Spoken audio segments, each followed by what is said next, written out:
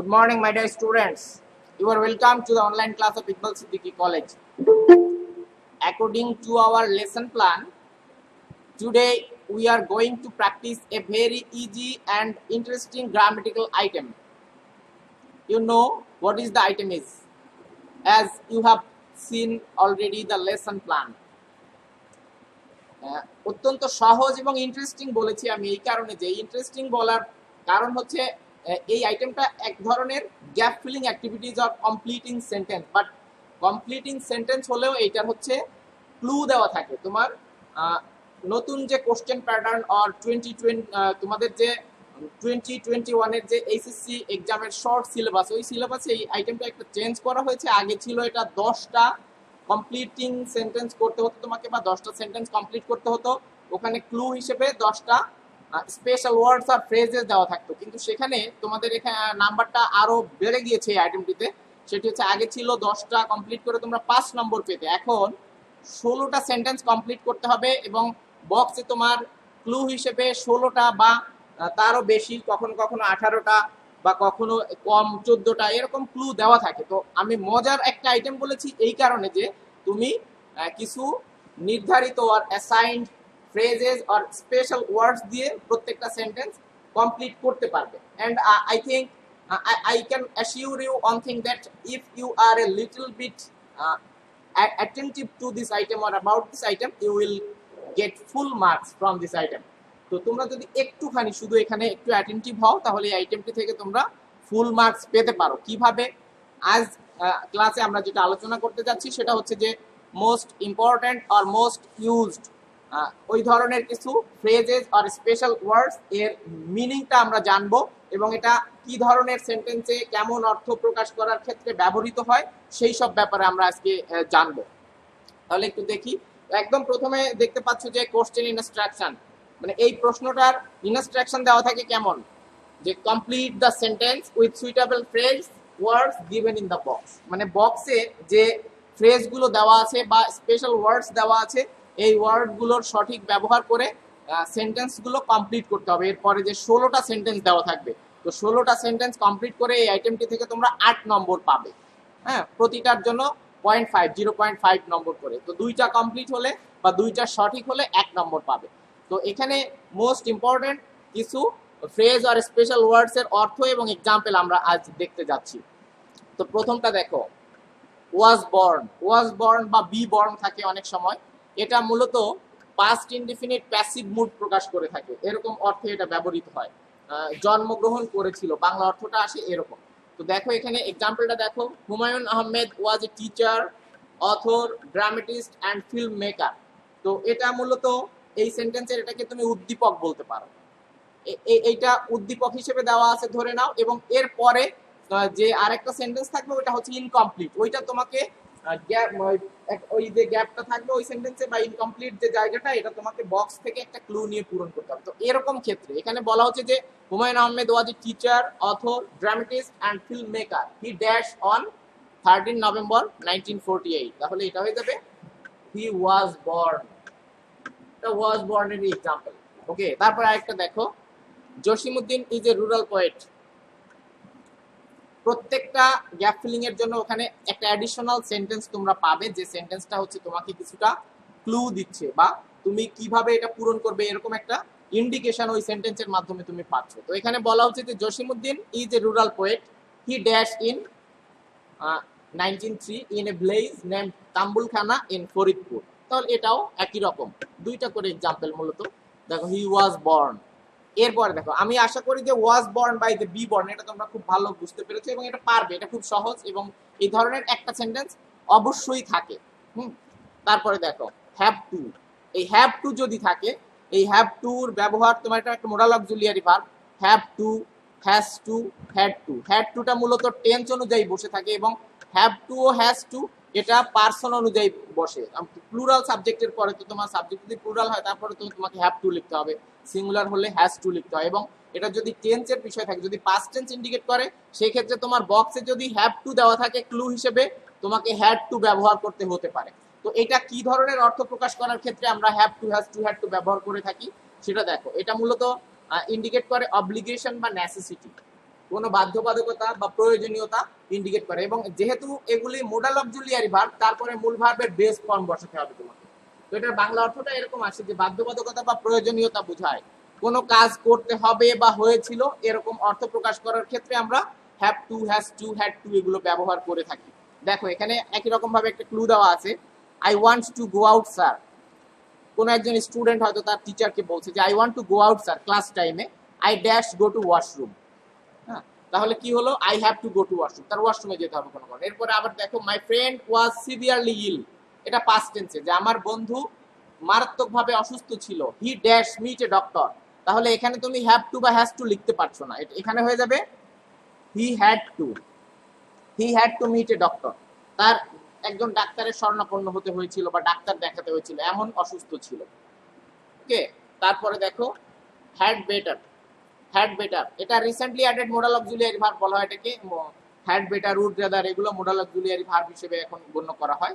তো এটা কেমন অর্থ প্রকাশ করার ক্ষেত্রে ব্যবহার করতে হয় হ্যাড বেটারটা দেখো, সাজেশন অর অ্যাডভাইস। তুমি যদি কাউকে কোনো সাজেশন দিতে চাও, কোনো পরামর্শ বা উপদেশ দিতে চাও, তাহলে হ্যাড বেটারটা ব্যবহার করতে পারো। অথবা এটার আরেকটা অর্থ, যে তুমি যেসব জায়গায় শুড ব্যবহার করে থাকো, শুড, যেমন ইউ শুড ডু দিস, তোমার এটা করা উচিত। You should obey your parents, তোমার পিতামাতাকে মান্য করা উচিত, এই যে শুড। তাহলে এই হ্যাড বেটারটা হচ্ছে এক্সট্রিম ইউজ অফ শুড। শুডের চেয়েও আরো বেশি কিছু যদি উচিত বলে তোমার মনে হয়, কারো ক্ষেত্রে কারোর সাথে কনভারসেশনের সময় যদি তোমার মনে হয় তুমি তাকে কোনো উপদেশ দিবা বা তাকে কোনো পরামর্শ দিতে যাচ্ছ যেটা উচিত বা শুডের চেয়েও একটু বেশি, এরকম যদি বোঝায় সেক্ষেত্রে তুমি হ্যাড বেটার ব্যবহার করবে। এরপরে had better modal auxiliary verb হিসেবে যেহেতু গণ্য করা হয়, তারপরে ভার্বের বেস ফর্ম হবে। আমরা জানি যে রাইট ফর্ম অফ ভার্বের একটা নিয়ম আছে, এরকম সব মোডাল অক্সিলিয়ারি ভার্বের পরে মূল ভার্বের বেস ফর্ম বসে। তো এটার বাংলা অর্থটা এরকম যে বরং ভালো, কোনো কিছু করা ভালো এমন ধারণা, উপদেশ বা পরামর্শ বোঝাতে। মানে কারোর সাথে তুমি বলছো যে কোনো কিছু করা ভালো এমন ধারণা, উপদেশ বা পরামর্শ বোঝানোর ক্ষেত্রে তুমি হ্যাড বেটার ব্যবহার করবে। যেমন দেখো, এটা সেই উদ্দীপকের সেন্টেন্স, ইট মে রেইন, ইট মে রেইন, ইট মে রেইন টুডে যদি বলা হয় আজ বৃষ্টি হতে পারে, তো এখানে শুধু ইট মে রেইন রয়েছে, যে আজ বৃষ্টি, ইট মে রেইন বৃষ্টি হতে পারে, you dash go home earlier, তোমার একটু আগে বা শীঘ্রই বাড়ি যাওয়া উচিত। তাহলে তুমি কারোর সাথে বলছো, সাপোজ তোমার ফ্রেন্ডের সাথে তুমি গল্প করছো বিকেল বেলায়, তো তখন তোমাদের যখন গল্প টল্প সব শেষ, দুজন ডিপার্ট হয়ে যাচ্ছ, এমন একটা অবস্থায় তুমি তোমার বন্ধুকে বললে যে ইট মে রেইন, বৃষ্টি হতে পারে, you had better go home earlier. তাহলে এই সব জায়গায় হবে had better, you had better go home earlier. আবার দেখো, Fayaz seems to be weak, Fayaz, Fayaz নামের কোনো একজন ফ্রেন্ড তোমার হতে পারে, সিমস টু বি উইক, তাকে খুব উইক লাগছে বা তাকে উইক মনে হচ্ছে, হি হি হ্যাড বেটার, এমন ক্ষেত্রে he had better consult and experience doctor, একজন ভালো ডাক্তার বা একজন অভিজ্ঞ ডাক্তারের শরণাপন্ন হওয়া উচিত বা ডাক্তারের সাথে তার পরামর্শ গ্রহণ করা উচিত ডাক্তারের থেকে। এরকম ক্ষেত্রে আমরা হ্যাড বেটারটা ব্যবহার করে থাকি।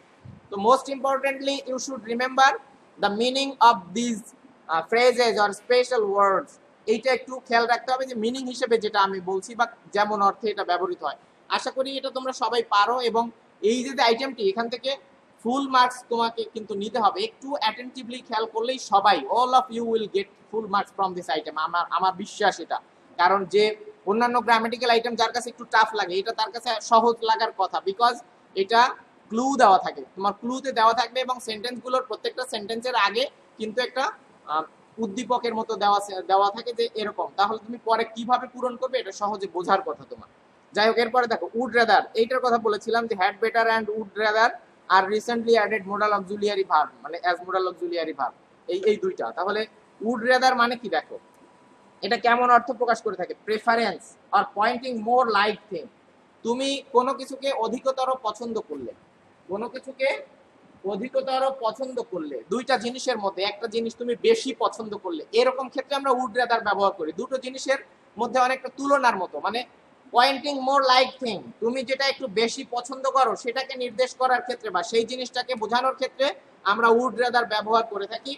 যেহেতু এটা মোডাল অক্সিলিয়ারি ভার্ব, তারপরে এই যে ভি1 বা মূল ভার্বের বেস ফর্ম বসাবো এখানে। বরং মানে উড রাদার মানে বরং, আমরা হ্যাড বেটার মানে বলেছিলাম বরং ভালো, এবং উড রাদার মানে হচ্ছে শুধু বরং বা অধিকতর পছন্দনীয় অর্থে ব্যবহৃত হয়।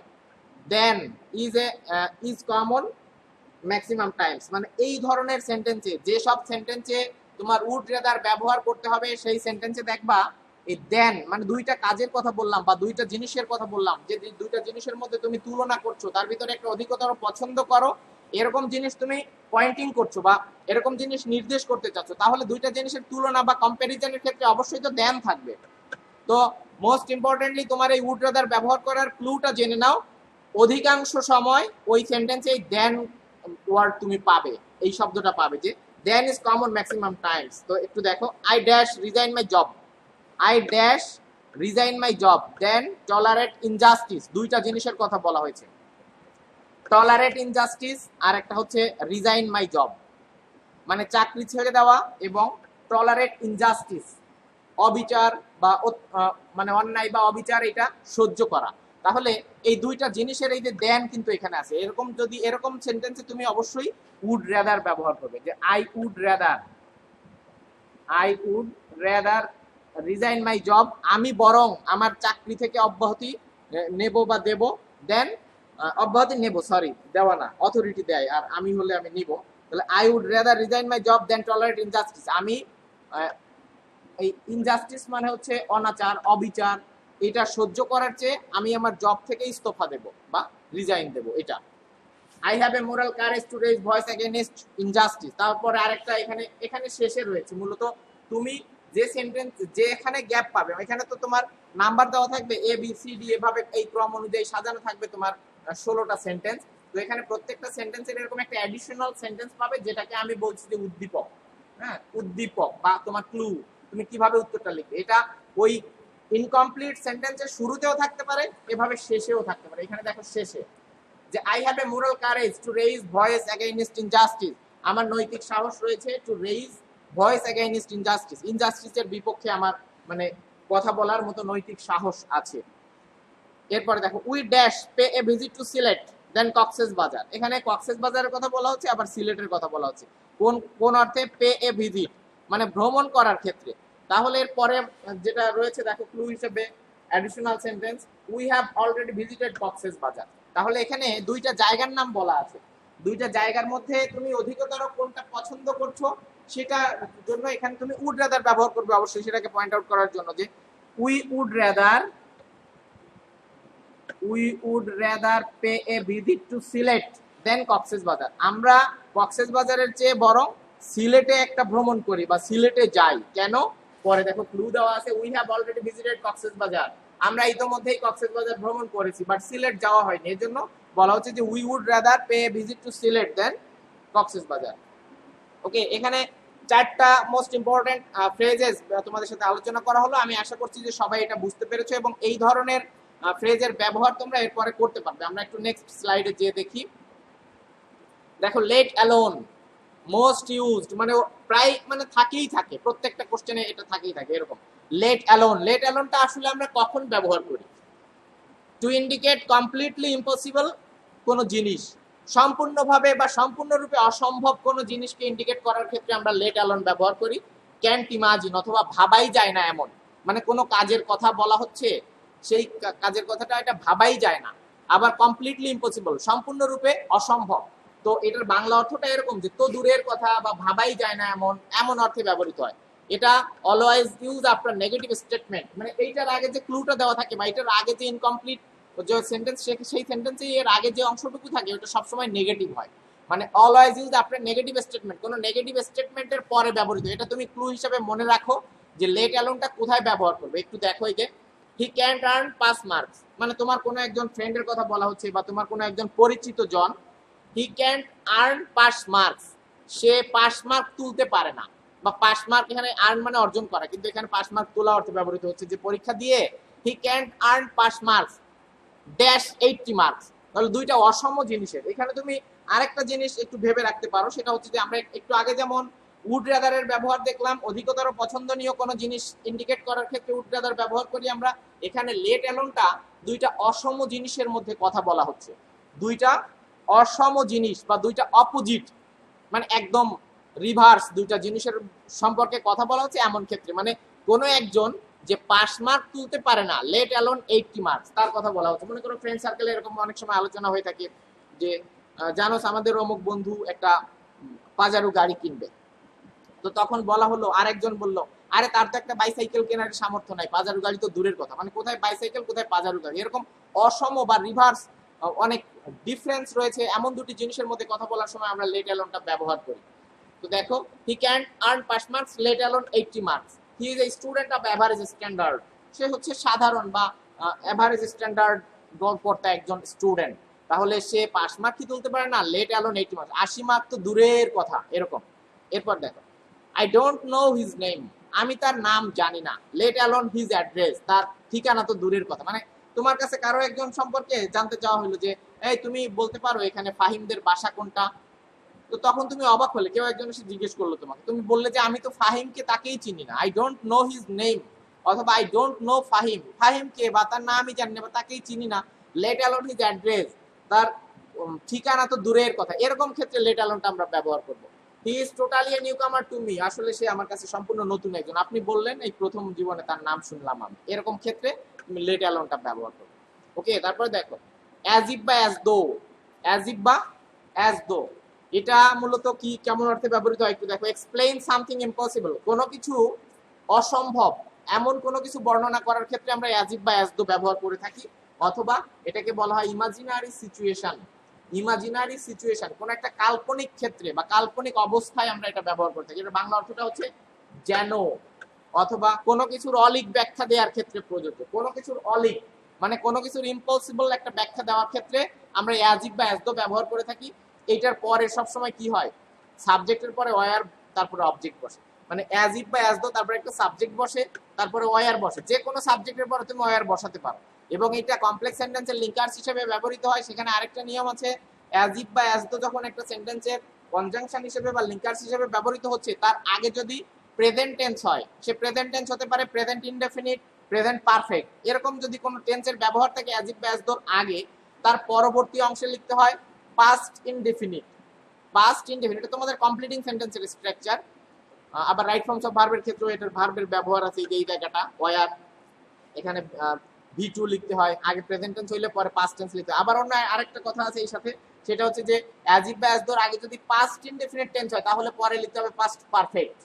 হ্যাঁ, এরকম। কিন্তু আমরা এই যে জায়গায় এটা ব্যবহার করার কথা বলছি, এখানে তুমি অ্যাজ ইফ বা অ্যাজ দোর পরে যে কোনো সাবজেক্টের পরে, যে কোনো subject, I mean first person, second person, third person, singular, plural, যে কোনো সাবজেক্টের পরে তুমি ওয়ার লিখতে পারবা।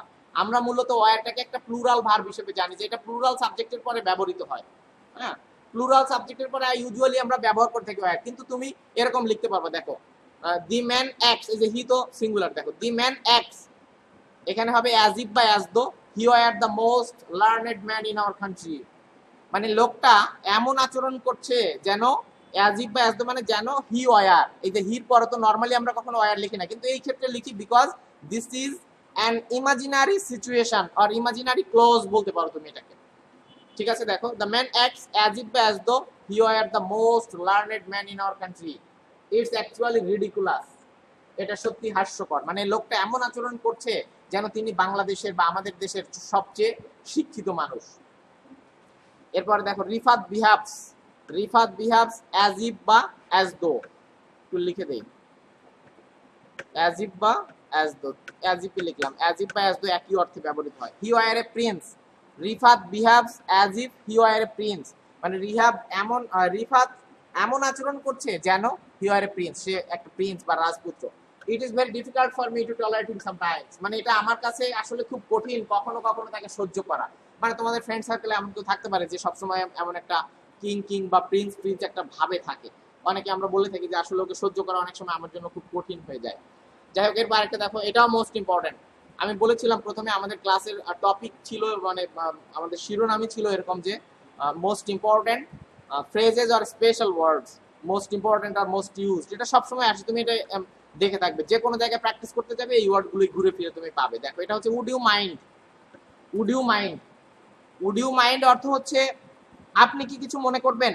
তো এটা কেমন অর্থে ব্যবহৃত হয় দেখো, আপনি কি কিছু মনে করবেন, এটা বাংলা অর্থ, বাট এটা politely requesting or asking to do anything, তুমি কাউকে কোনো কিছু করতে বলবে, মানে সেটা তুমি খুবই পোলাইটলি রিকোয়েস্ট করবে, or asking to do anything, কাউকে কোনো কিছু, তোমার সামনে কোনো একজন উপস্থিত আছে, তাকে তুমি খুব ভদ্রভাবে কোনো কিছু অনুরোধ করবে বা কোনো কাজ করতে বলবে। হ্যাঁ, এটা খুবই পোলাইট একটা রিকোয়েস্ট ইন্ডিকেট করার ক্ষেত্রে আমরা উড ইউ মাইন্ড ব্যবহার করি, এবং এটার শেষে কিন্তু এই যে অ্যাট লাস্ট কোশ্চেন মার্ক থাকে, এটা শেষে একটা কোশ্চেন মার্ক থাকে। তাহলে would you mind plus would you মাইন্ডের পরেই তোমাকে কি করতে হবে, ভার্বের সাথে আইএনজি যোগ করতে হবে। তোমরা এটা কোথায় ব্যবহার করবে, দেখবে যে যে যে সেন্টেন্সে গ্যাপ রয়েছে এবং গ্যাপের পরেই যে ওয়ার্ড সেটার সাথে আইএনজি যুক্ত আছে এবং শেষে যে প্রশ্নবোধক চিহ্ন আছে, এসব ক্ষেত্রে তুমি উড ইউ মাইন্ড ব্যবহার করবে। যেমন দেখো, ইটস টু কোল্ড টুডে, আজ খুবই ঠান্ডা, dash having a hot coffee. এই যে সেই অ্যাট লাস্টে একটা কোশ্চেন মার্ক এবং গ্যাপের পরে হ্যাভিং, তাহলে তোমার এই শর্ত পূরণ হয়ে গেছে। তো এরকম ক্ষেত্রে আমি বলেছিলাম উড ইউ মাইন্ড ব্যবহার করবে, তাহলে এখানে হয়ে যাবে উড ইউ মাইন্ড। এখানে উদ্দীপকটা হচ্ছে এরকম যে আজ খুবই ঠান্ডা, would you mind having a hot coffee, মানে আপনি কি এক কাপ কফি খেতে কিছু মনে করবেন, মানে অত্যন্ত বিনয়ের সাথে কাউকে অফার করা হচ্ছে বা একটা প্রপোজাল দেওয়া হচ্ছে যে আজকে তো খুব ঠান্ডা, তাহলে আপনি কি এক কাপ কফি খেতে কিছু মনে করবেন। এরপরে দেখ, dash swimming in the river, I think you will enjoy lot, এটাও উড ইউ মাইন্ড হবে। উড ইউ মাইন্ড মানে এটা কিন্তু ভদ্রভাবে একটা প্রপোজাল দেওয়া হচ্ছে। হ্যাঁ, would you mind swimming in the river, তুমি কি নদীতে সাঁতার কাটতে কিছু মনে করবে বা নদীতে সাঁতার কাটতে পছন্দ করবে। I think you will enjoy a lot. Suppose তোমার গ্রামের বাড়িতে তোমার শহর থেকে কিছু ফ্রেন্ডস গেল, তাহলে ওখানে যে তুমি তাদের কোনো একজনকে এভাবে বলতেই পারো যে would you mind swimming in the river, তোমাদের বাড়ির পাশে নদী রয়েছে, তাহলে তুমি ওকে অফার করলে যে তুমি কি নদীতে সাঁতার কাটতে কিছু মনে করবে। আই থিঙ্ক, আমি মনে করি ইউ উইল এনজয় এ লট, তুমি খুব এনজয় করবে বা উপভোগ করবে। এই আরেকটা দেখো, most important, it is high time. It is high time, এটার বাংলা অর্থ হচ্ছে ইহাই উপযুক্ত সময়। ইহাই উপযুক্ত সময়, তবে এটা কেমন অর্থ প্রকাশ করার ক্ষেত্রে ব্যবহৃত হয়ে থাকে দেখো, perfect time of doing any work, কোনো কাজ করার পারফেক্ট টাইম হ্যাজ অলরেডি গন, মানে ইতোমধ্যেই চলে গেছে। তুমি কোনো কাজ করতে চাও, কোনো কাজ করার যে পারফেক্ট টাইম, সেই টাইমটা অলরেডি চলে গেছে, মানে টাইমটা অতিক্রান্ত হয়ে গেছে, ওই কাজটা তুমি শেষ করে পারোনি। এরকম ক্ষেত্রে ইট ইজ হাই টাইমটা ব্যবহৃত হয়, এবং এর স্ট্রাকচার হচ্ছে ইট ইজ হাই টাইমের পরে সাবজেক্টের পরে সবসময় ভার্বের পাস্ট ফর্ম বলবে। ইট ইজ হাই টাইমের পরে যদি তুমি সাবজেক্ট লেখো, তারপরে ভার্বের পাস্ট ফর্ম বলবে, তারপরে অবজেক্ট, অথবা এখানে একটা অবলিক রয়েছে, তুমি যদি এই সাবজেক্ট ভার্বের পাস্ট ফর্ম এই ঝামেলায় না যেতে চাও, তুমি এটা ইনফিনিটিভ দিয়ে শেষ করতে পারবে। ইট ইজ হাই টাইমের পরে টু প্লাস ভার্বের বেস ফর্ম দিয়ে তুমি শেষ করতে পারবে। তাহলে আমরা একটু দেখি এক্সাম্পলটা, এটা আগেই করা ছিল যে 8 months have been snatched away by COVID-19, COVID-19 এর দ্বারা 8 মাস অলরেডি চলে গেছে, মানে কোভিড-19 আমাদের জীবন থেকে 8 মাস ইতোমধ্যেই নিয়ে নিয়েছে। তাহলে it is high time we started reading, এই সময়টা আমরা হয়তো অত বেশি পড়াশোনা করি নাই, তাহলে ইট ইজ হাই টাইম যদি এখানে লিখি আমি যে ইহাই উপযুক্ত সময়, it is high time, subject লিখলাম উই, ভার্বের past form we started reading. আবার একই রকম 8 months have been snatched away by COVID-19, এটা ক্লু হিসেবে দেওয়া আছে যে এত মাস অলরেডি আমাদের জীবন থেকে, স্নাচড মানে হচ্ছে ছিনিয়ে নেওয়া বা আমাদের লাইফ থেকে এটা কেড়ে নেওয়া, কোভিড-19 এত মাস আমাদের লাইফ থেকে কেড়ে নিয়েছে অলরেডি। তাহলে ড্যাশ টু স্টার্ট রিডিং, আমি যদি এখানে আমি যদি সাবজেক্টের ঝামেলায় না যাই, তাহলে লিখতে পারি ইট ইজ হাই টাইম, ইহাই উপযুক্ত সময় টু স্টার্ট রিডিং। এই টু স্টার্ট টু প্লাস ভার্বের বেস ফর্ম, এবং এর আগেরটা ছিল সাবজেক্ট উই প্লাস স্টার্টেড ভার্বের পাস্ট ফর্ম। তাহলে এখানে আর চারটা আমরা দেখলাম, মোট চারটা, প্রথম স্লাইডে চারটা, দ্বিতীয় স্লাইডে চারটা, মোট 8টা ফ্রেজ আমরা দেখলাম। আমি আশা করছি যে সবাই এটা খুবই ভালো বুঝতে পেরেছে, এবং এর ভিতর থেকে যদি এর পরে কখনো কোনো পরীক্ষায় আসে, তোমরা এগুলো খুব সহজে উত্তর দিতে পারবে। আরেকটু দেখি, এখানে দেখো অ্যাজ সুন অ্যাজ নাম্বার 9, এটা এমন একটা অর্থ প্রকাশ করে থাকে যে যেই মাত্র, অথবা দুটি ঘটনার মধ্যে প্রথম ঘটনাটি সংঘটিত হওয়ার পরপরই দ্বিতীয় ঘটনাটি সংঘটিত হয়, মানে দুটো কাজ একটা হওয়ার পরপর আরেকটা হয়, মানে এরকম ক্ষেত্রে, এরকম অর্থ বোঝানোর ক্ষেত্রে অ্যাজ সুন অ্যাজ ব্যবহৃত হয়। যেমন the students entered into the classroom dash they hear the bell, মানে ক্লাসরুমে প্রবেশ করা শিক্ষার্থীদের, আরেকটা হচ্ছে বেল শোনা, ঘন্টা বেজেছিল এটা শোনা। তাহলে এরকম ক্ষেত্রে আমরা অ্যাজ সুন অ্যাজ ব্যবহার করে থাকি। The students entered into the classroom as soon as they hear the bell, যেই মাত্র তারা বেল শুনলো। এরপরে দেখো I phoned you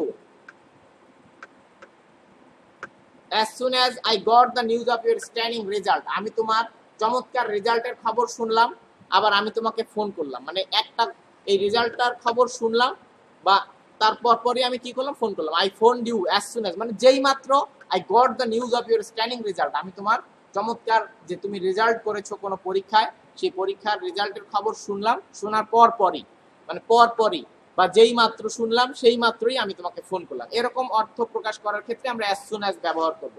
তারপরে দেখো আরেকটা নাম্বার 10 লেস্ট, এটা একটা নেগেটিভ ওয়ার্ড যার অর্থ হচ্ছে পাশে না, যাতে না বা যার ফলে না, এরকম অর্থ প্রকাশ করে থাকে। এবং এই লেস্টের পরের একটা ফিক্সড স্ট্রাকচার রয়েছে, এটার ব্যতিক্রম তুমি কোনো কিছু লিখতে পারবে না। লেস্টের পরে তোমাকে সবসময় এই স্ট্রাকচারটা ফলো করতে হবে, সেটা হচ্ছে যে সাবজেক্ট প্লাস শুড বা মাইট, মানে এই দুইটার একটাই নিতে হবে, অন্য তুমি এখানে কুড উড এগুলো লিখতে পারবে না। একটু অ্যাটেন্টিভলি মনে রাখতে হবে এটা, যে লেস্টের পরে তোমাকে অবশ্যই সাবজেক্ট, তারপরে শুড বা মাইট লিখতে হবে, তারপরে ভার্বের বেস ফর্ম, যেহেতু শুড মাইট এগুলো মোডাল অক্সিলিয়ারি ভার্ব। এখন তুমি হয়তো বলতে পারো যে আমি শুড মাইট না লিখে কুড বা উড লিখবো, সেটা তুমি পারবে না। আসলে এটা একটা বাধা ধরা নিয়ম যে লেস্টের পরে সাবজেক্টের পরে শুড বা মাইট ব্যবহার করতে হবে তোমাকে মোডাল অক্সিলিয়ারি ভার্ব হিসেবে, এবং এরপরে ভার্বের বেস ফর্ম অ্যাজ ইউজুয়াল।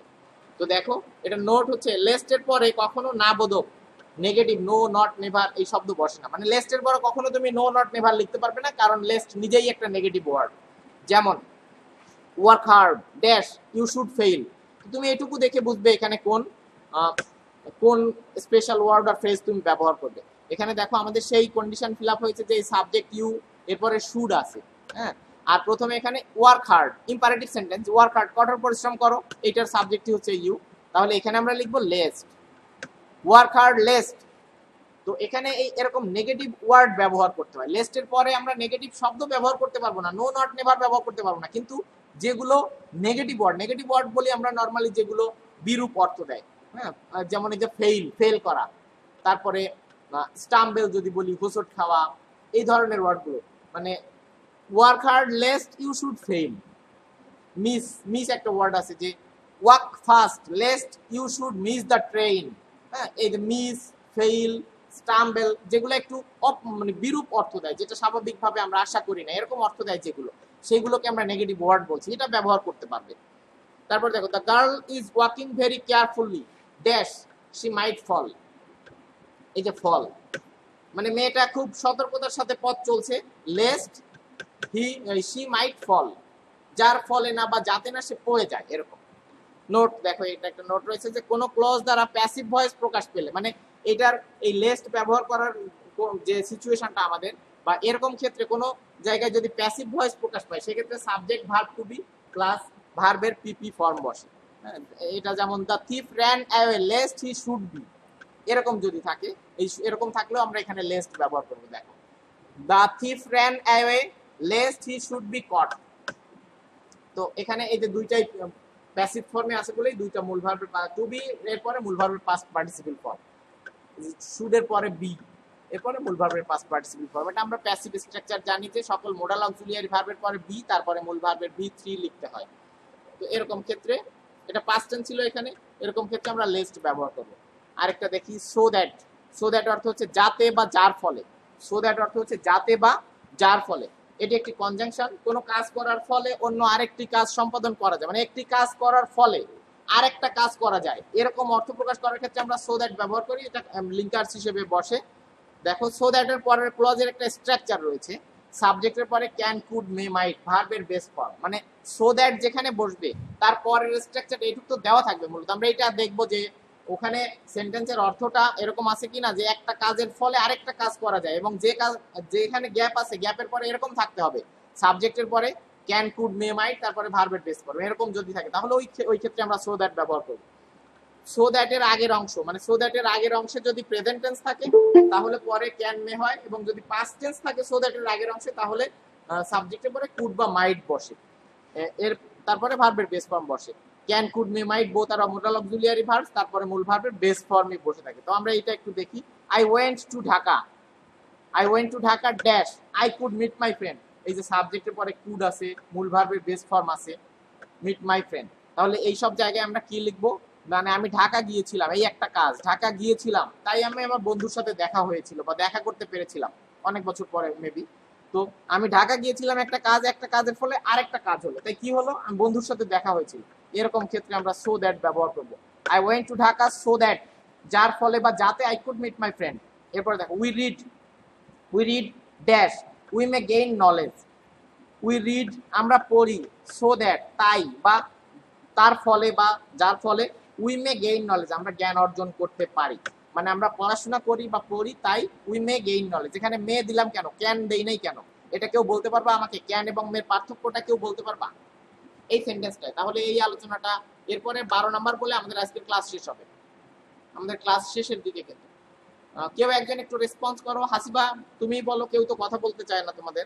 এই যে এখানে মে লিখলাম কেন, এখানে আমি ক্যান কেন লিখি নাই? ক্যান এবং মের পার্থক্য তুমি বোঝো কিনা? তাহলে ক্যান আর মের পার্থক্য তোমরা বললে না। মেটা হচ্ছে পসিবিলিটি বুঝায় আর ক্যান হচ্ছে অ্যাবিলিটি বুঝায়, কোনো মানুষের কোনো কাজ করার ক্ষমতা। আচ্ছা ঠিক আছে, দেখো 12 নাম্বারটা দেখো, এই যে ইন্ট্রোডাক্টরি দেয়ার বাই ইট, এটা অর্থ ইন্ট্রোডাক্টরি অর্থাৎ সূচনা বা পরিচিতিমূলক। সেন্টেন্সের শুরুতে ব্যবহৃত দেয়ার বাই ইট নিজস্ব কোনো অর্থ প্রকাশ করে না। এই যে দেয়ার বাই ইট এটা সেন্টেন্সের শুরুতে বসে থাকে এবং এটা সেন্টেন্সের স্ট্রাকচার মেইনটেইন করার জন্য মূলত ব্যবহৃত হয়, এটা কোনো অর্থ দেয় না আলাদা। এরপরের যে দেখো dash are 3 high schools in our blaze অথবা dash is raining cats and dogs. তো এই প্রথমটা হবে দেয়ার, এটা সেন্টেন্সের স্ট্রাকচার মেইনটেইন করার জন্য এরকম বসে থাকে। আর পরেরটা দেখো ইট, এটাকে ইন্ট্রোডাক্টরি দেয়ার বাই ইট বলা হয়, এরকম ক্ষেত্রে এটা ব্যবহৃত হয়ে থাকে। যাই হোক, তাহলে আজ আমরা মোট 12টি ফ্রেজ বা স্পেশাল ওয়ার্ডস এর অর্থ এবং এটা ব্যবহার করার জায়গা সম্পর্কে আলোচনা করলাম। আশা করছি সবাই এটা বুঝতে পেরেছো। পরবর্তী কোনো ক্লাসে আমরা বাকিগুলো নিয়ে আলোচনা করব। সেই পর্যন্ত সবাই ভালো থেকো, বাই বাই।